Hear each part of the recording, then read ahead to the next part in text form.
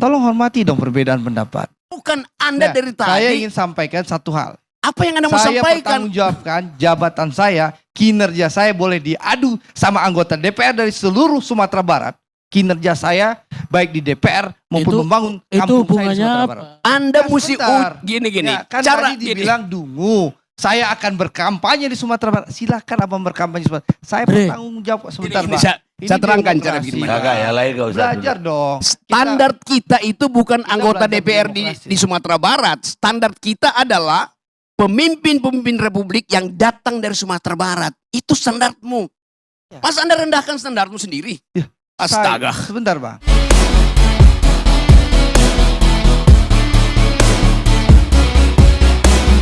Oke, jadi orang itu dia ingat apa yang dia alami secara real. Oke. Tapi kalau saya ceritakan sesuatu yang tidak kamu alami, kamu hanya bisa bayangkan itu. Setiap minggu saya di LBH dulu. Penasehat politik Buyung Nasution. Setiap kali kita diskusi, datang polisi dari Kramat 5, dulu polisi dan tentara masih sama, Kremlin kita sebut. Dia masuk ke ruang diskusi, ada Malik. Dia naik di atas meja dan dia bilang, demi undang-undang saya bubarkan diskusi ini. Orde Baru pakai demi undang-undang. Dia sah bubarin itu. Undang-undangnya subversif memang. Tapi dia pakai undang-undang. Kalau sekarang rektornya ditelepon, jangan terima Rocky Gerung untuk diskusi itu. Anda lihat. Jadi kalau Anda bilang Jokowi merawat demokrasi, Jokowi tiba ketika Indonesia udah demokratis, Saudara Andre. Jokowi nggak ada di mana-mana ketika Anda di Uber-Uber itu. Jadi bagaimana mungkin Anda bilang Jokowi sedang merawat demokrasi? Dia memberantakkan demokrasi, itu intinya. Coba. Ada pepatah bilang begini. We choose joys and sorrow long before we experience them. Kita memilih kegembiraan atau kesusahan jauh sebelum kita mengalaminya. Kalimat itu, Anda tahu kalimat itu siapa yang ucapkan? Yang ucapkan itu adalah Gibran. Yang nama depannya Kahlil.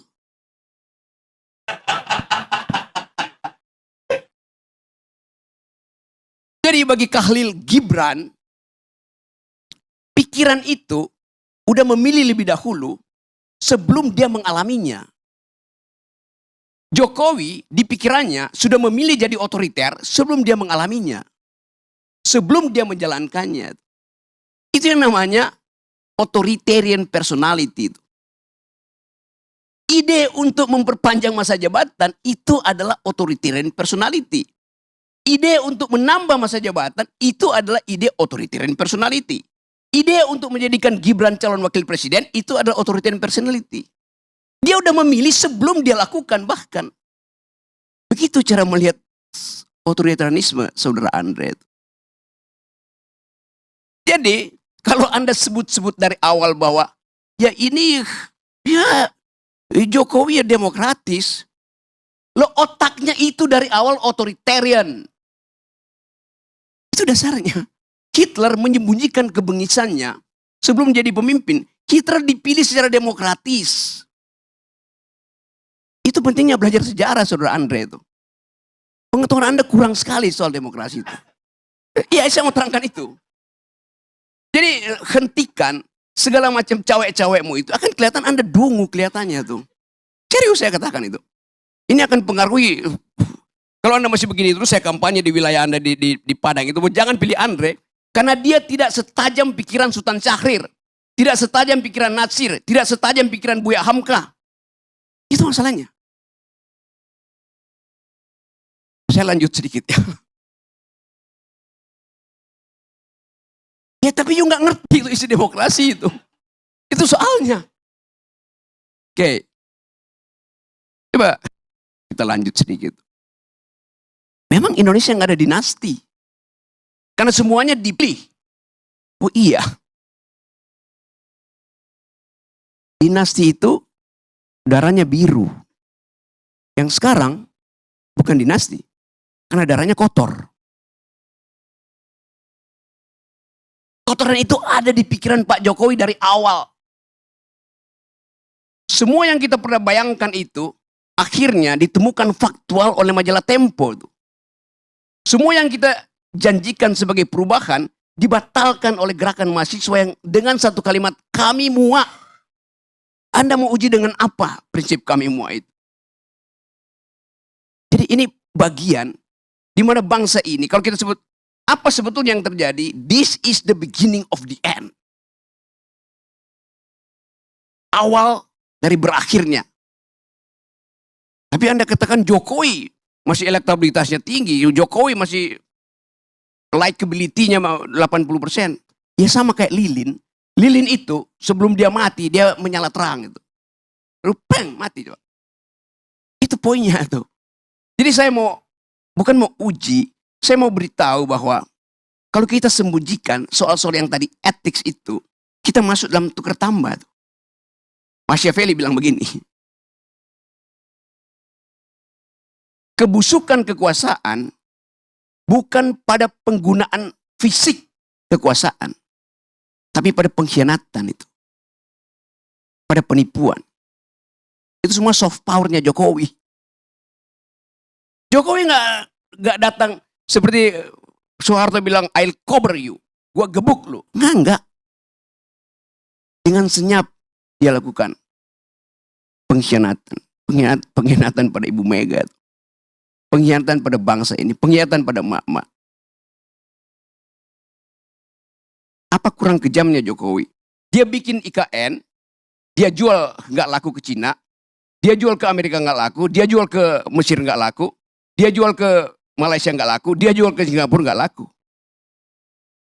Lalu akhirnya dia paksa oligarki itu untuk nyumbang di depan.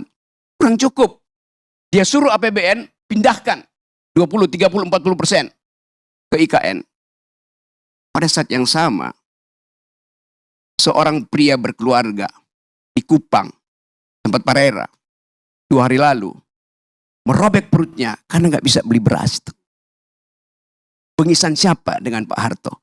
Tidak pernah ada di zaman Soeharto orang bunuh diri karena nggak bisa makan. Padahal orang ini setiap bulan di Kupang itu nunggu di pintu gerbang desa untuk dapat BLT. Dan itu ilmunya Jokowi. Membujuk orang supaya tidak produktif, supaya tidak pinter. Bagian besar mereka yang nunggu BLT itu adalah pemilih yang tidak tamat kelas 7. Bagaimana mungkin kita bicara hal-hal yang normatif, etik pada pemilih yang 80% dari pemilih Indonesia itu tidak tamat kelas 7, artinya tidak tamat SMP. Mereka menunggu serangan fajar, mereka menunggu BLT. Itu bengis namanya tuh. Zaman Pak Harto kurang ajar. Dia suruh konglomerat eksploitasi sumber daya.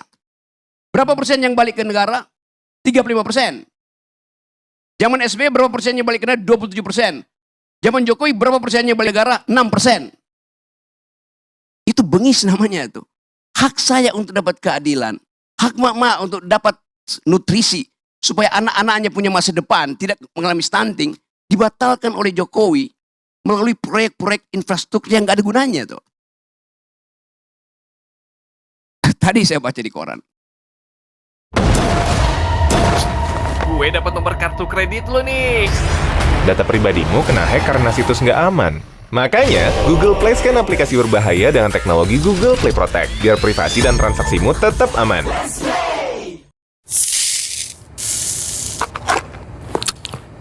Ngambil yang crispy, ya kansler. Gubernur DKI bilang begini, ASN, kalau Anda malas, saya kirim ke IKN.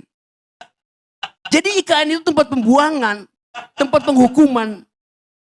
Jadi Anda bayangkan seluruh literasi, narasi dari rejim Jokowi itu buruk. Minus bahkan.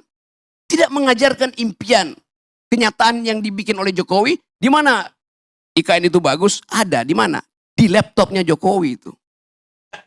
Itu dasarnya. Jadi saya mau terangkan ini untuk memberitahu bahwa yang disebut otoritarianisme tidak harus melalui keadaan yang Anda lihat. Kenapa Presiden Soeharto otoritarian? Ya karena dia rejim militer. Ini rejim demokratis tapi memakai ide politik untuk mengatasi kemandekan ambisi dia itu. Itu datang dari pikiran yang otoritarian itu, Saudara Andre. Jadi sebelum saya lanjut menerangkan itu, saya ingin beri semacam gambaran bahwa perubahan politik dalam keadaan semacam ini, di dalam keadaan ada pembusukan institusi, political decaying, harus kita bayangkan juga terjadi di luar sistem elektoral. Itu kira-kira yang dimaksudkan oleh Ibu Mega. Kalau saya mau teruskan logika Ibu Mega. Ibu Mega tidak bicara buat Pak Jokowi, tidak bicara buat Gerindra, tidak bicara buat macam-macam.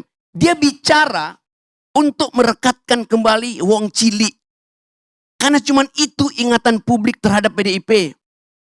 Dianiaya oleh rejim otoriter.